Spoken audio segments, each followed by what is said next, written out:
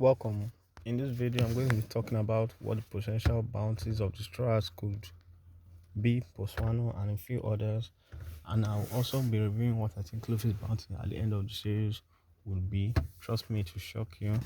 In Wano conflict, we follow Luffy and the Straws on their journey since the beginning and seen them overcome hurdles after hurdles to accomplish their goals and make Luffy the king of the pirates.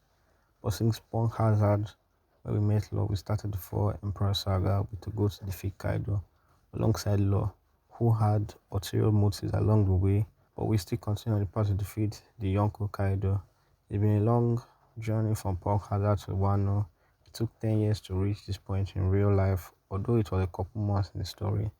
Taking down Kaido has been a goal, and seeing as Luffy got a total of 1.1 billion increase throughout this saga, I think Luffy's bounty would be high, but I also think it won't be as high as people think. Let me explain. There are three reasons primarily that I think that Luffy's bounty will not be as high as other people may think. Firstly, the first point is depending on the way the government gets the information about the conflicts, it is important the way it is framed by who is delivering it. Maybe the CP0, or maybe a beast pirate, or maybe there's a spy in Wano, maybe Apu tells the government. Secondly, is if the government even gets accurate information, they may downplay Luffy like they've been doing with Nikoromi all this time, so that the public will know the truth as to the threats Luffy and his crew possess. And the third reason I'll be revealing later on in the video when I get to Luffy's bounty prediction. And I'll also be revealing what I think Luffy's end of series bounty would be. So look forward to that. Starting with the lowest to the highest. So to start with Chopper, in the raid he didn't really do much aside healing. If he got a 1v1, his bounty would still be low. I can see Oda taking this gag of choppers being undervalued to the end of the series or until they find Laughtail. So for now he's on 100 berries, so I think you get a 900 berry increase, bringing his total to 1000 berries.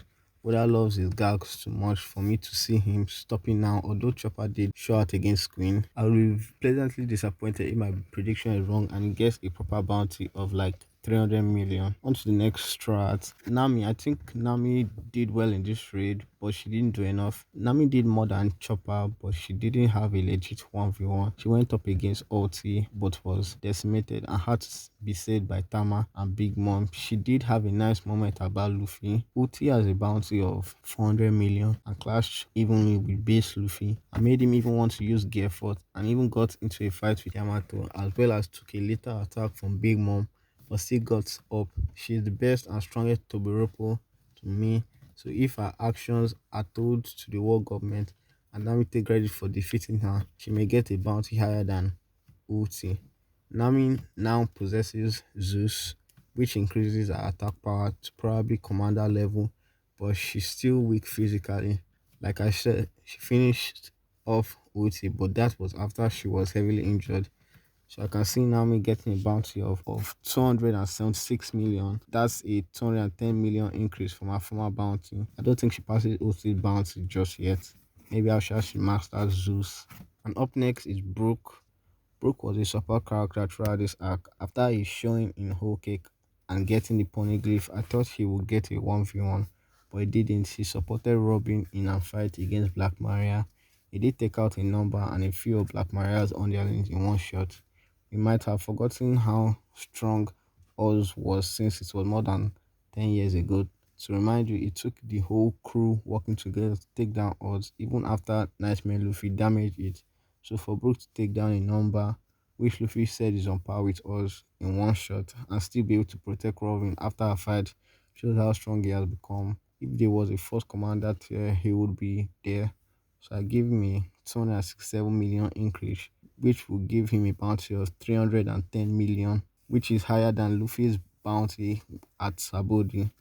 Next up is the shipwright Frankie. Frankie usually gets interesting fights in any arc he is in, like the fight with Senior Pink, which is my favorite Frankie fight, and against the Beast Pirate, went up against Sasaki Ituburopo, who is one of Kaido's top officers with a bounty of 472 million, and Frankie defeated him with the help of Frankie Shogun, and the fight wasn't easy, but it wasn't as tasking because it could still function normally after and had enough energy to save Zoro. So I think Frankie gets a huge jump from his previous bounty, which was way too low in my opinion at 94 million to a boundary of 480 million. They could be continue guy on how he is below Usopp. Frankie really showed out in this fight. There's an argument to make that coming out of the time script, Frankie was the strongest throughout. Maybe not as strong as Gayford, but could compete with the Monster Trio. Please like the video and tell me if it's possible or if I'm just hyping him too much in the comments. Next up, God Usopp. Usopp didn't do anything in this arc. He didn't beat anyone. Though he had interaction with Page One, who has a bounty of 290 million, he couldn't injure him, couldn't even stall him with his strongest move, and didn't have any character growth or interesting plot lines. There were hints of him being captured in the beginning of the raid, but that didn't amount to anything. Ultimately, it was the Straw Hat that did the least in this war, and I think that's intentional because of the future arcs he may have. Also, how it wasn't helpful, and how even after training for 2 years to prepare for the new world, at the peak of the One Piece world, he has no power. Maybe that will lead into a training arc for him where he betters his haki. Although I'm not sure what he would do for firepower, I have an idea for that. If you're interested in hearing it, let me know by subscribing. So with all that, I still think there are two ways this can go where he gets a huge increase or close to no increase at all. I say huge because there was a scene where the base pirates thought Usopp has Conqueror's Haki, and that may be reported to the world government, which I think he has, but that's a different video.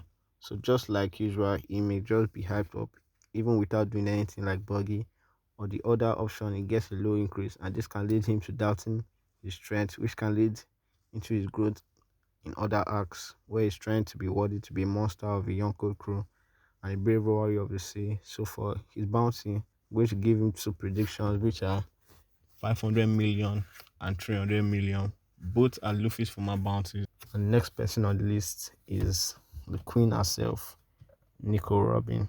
In this arc, Robin finally got a 1v1 after so long. The last time was in Skypiea and it's been a long time coming. So it was really awesome, and the character growth with Sanji, relying on her to take down Black Maria, who has a bounty of 480 million, really made Robin happy.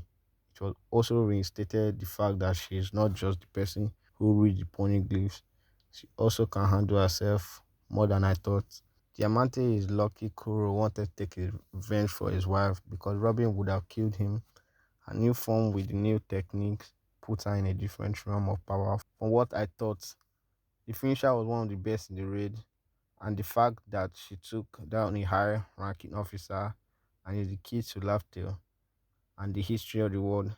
Same with Usopp, I can see two scenarios happening where her threat is being recognized since Straws are so close to the end and could find Laughtail soon. She could get easily over 1 billion berries, which she deserves. Or second route, where she's still undervalued so as not to draw attention to her importance. Although I fail to see how that would even work since she's on a Yonko's crew. If that happens, she could get a 507 million increase, which would put her at 700 million. She really is the biggest threat besides Luffy, and she's stronger than most captains, so she can handle herself. She should get that billion berries. Onto the first son of the sea, Jinbe. Jinbe officially joined this arc after Luffy invited him on Fishman Island. It was so hype when Luffy said it's because Jinbe was a warlord and was stronger than Luffy before. For him to now be joining the crew officially was amazing to see. In the raid, Jinbe manhandled Big Mom. Then he went on to defeat Itobiropo with the highest bounty, Usu with a bounty of 546 million, with relative ease, even though Usu was a master of Rokishiki and had strong hacking. Jinbe didn't feel like he was giving it his all, and this fight is where we get the law of Sun God Nika, which became very relevant later on. I was surprised. I originally thought he would fight Jack or someone on that level. So I think Jinbe will get a bounty of 900 million, just a few short of 1 billion. And now onto the monster trio, starting with Beansmoke Sanji, coming off of Whole Cake Island, which was Sanji's arc, where we learned about his family, Gemma, and how they are modified humans since birth. Although not the case for Sanji at first, Sanji got a lot of development in Oak Island, but it wasn't complete and he didn't fight anyone. All that carried over to Wano, where he got more development in his interaction with Robin and with the raid suit. His inner conflict on how the raid suit changed his body after the second use.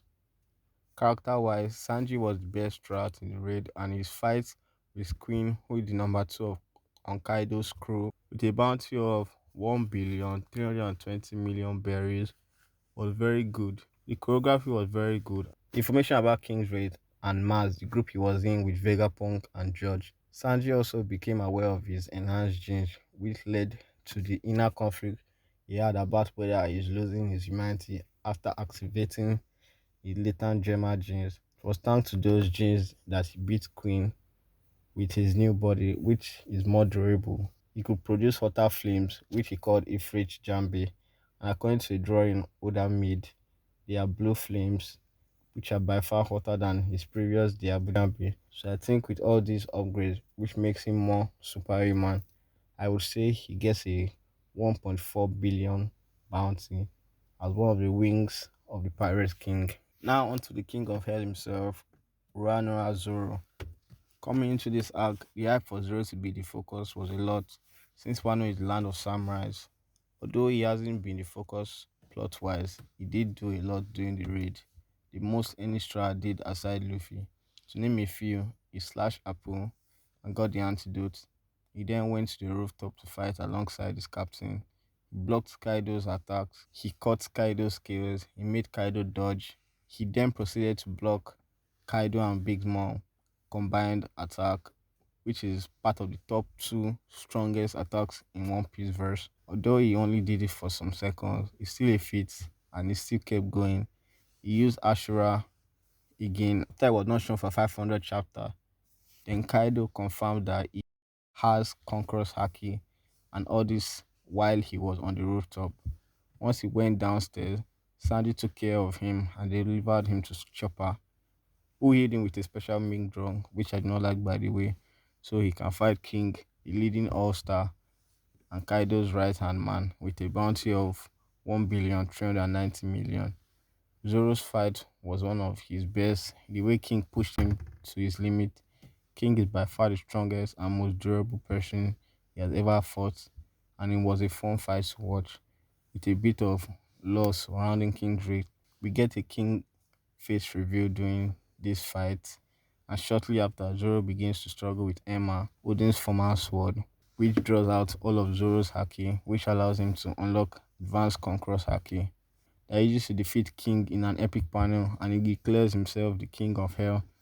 Zoro really grew in this fight and struggled a lot, but he surpassed it all and came out with the win. So I say he gets the highest bounty of any first commander with a 1.7 billion bounty, which is even higher than Luffy's current bounty. And on to the main character, the captain of the Straw Hats and the future Pirate King, Monkey D. Luffy. Luffy this arc has grown so much in terms of strength than all the other arcs combined. From being one-shotted by Kaido at the beginning of Wano to defeating him at the end, he learned real advanced armament and also got physically stronger thanks to the Udon training with sea stone cuffs. Although he failed to use Rio properly against Big Mom, he still made huge progress and trained with effort in Udon. Even before the raid, he showed faith in Jimmy, believing that he would return and join the crew, which he did, and he had a new outfit for the raid, which, in my opinion, is the best to date. The cape makes him feel more like a great pirate. He also flexed his power during the raid, taking out a lot of base pirates further and clashing with Ulti and confronting Big Mom and declaring war to them. Also meeting Yamato before going up to the rooftop where he showed out against Kaido in chapter 1000 with the red rock, which made Kaido think about how high Luffy's potential is. And from there on, Roof Peace started, which was the highlight of the raid.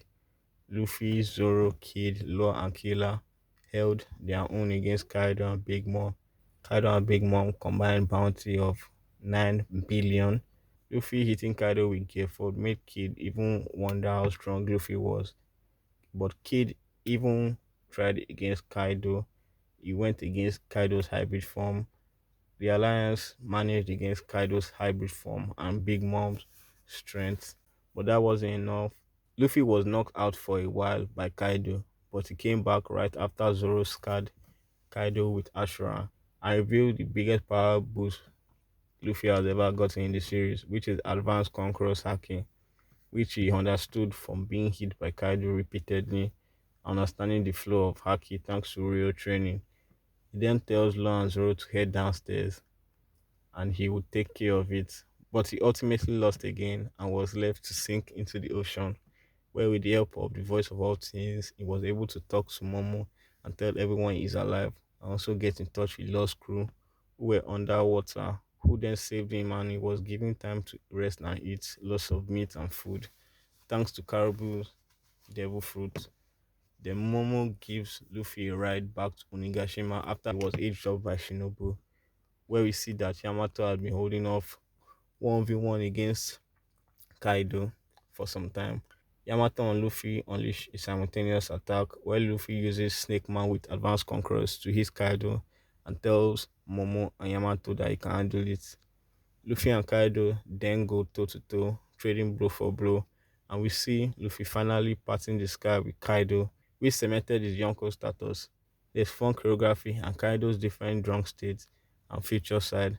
So all in all, it was a brutal fight which Luffy ultimately lost because of CP0 interference. Luffy dies for some time, which makes Kaido sad, but shortly after, Luffy's heart starts to beat again, and Zunisha confirms that Luffy is in fact Joy Boy. And we learn of Luffy's fruit's real name, which is the Hito Itonomi mythical model Nika, the sun god fruit, which is a mythical zone which gives the property of rubber to the user, but also the freedom to do anything the user can imagine. Luffy goes another round with Kaido, where he shows wacky powers of manipulating his body and environment and affecting others. We get Giant Luffy and Lightning Luffy, Roadrunner Luffy. Luffy uses different ability in Gear 5th, which he then uses to make an island-sized punch, which combines real advanced conquerors and get fourth compression, the barrier gun, which he uses to defeat Kaido and send him into lava at the bottom of Wano. And that was how Luffy defeated Kaido, the king of the beasts and the world's strongest creature, worth 4.6 billion berries. So to go back to the third reason I mentioned at the start of the video, this may be last or second to last bounty increase Luffy may get, and if he gets a bounty that's too high, it won't be impactful. If he gets a 600 million bounty increase after he finds the One Piece, because a popular theory is that Luffy will get 5.6 billion berries at the end of the series. I've seen Luffy with a bounty higher than Kaido, but for the end of the series, how much will Luffy get once he becomes the Pirate King and destroy the world government? So for this reason, I think Luffy's bounty will not be too high. So when he becomes the King of the Pirates, there can still be a lot more increase, which should give us more hype and more shock value for him finding the One Piece.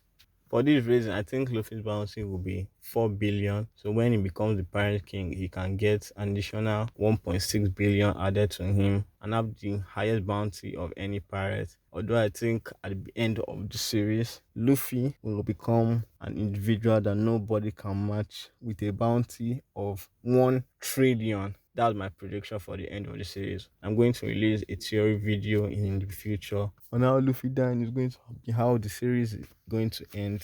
Now on to honorable mentions. For my prediction for Yamato, if she joins the Straw Hats, I can see her getting around 1 billion to 1.2 billion below Sanji and Zoro, since they are the wings of the Pirate King. And for Carrot, if she joins, although her chances are looking quite slim, I can see her getting 400 million. And for Kid and Law, who both jointly defeated Big Mom, I can see them getting a bounty of 3 billion each. And I can also see Luffy getting a bounty of 3 billion. Since although in Dressrosa, Luffy was the one who defeated the Flamingo, but Luffy and Law got the same bounty increase. So I think it's possible Luffy, Law, and Kid have the same bounty. And those are my predictions for the Straw Hat bounty. Make sure to write your prediction in the comments and also like and subscribe to support the channel. And tell me anything you would like to see in future videos. As always, I'm Paul and I'll see you in the next video. Thanks.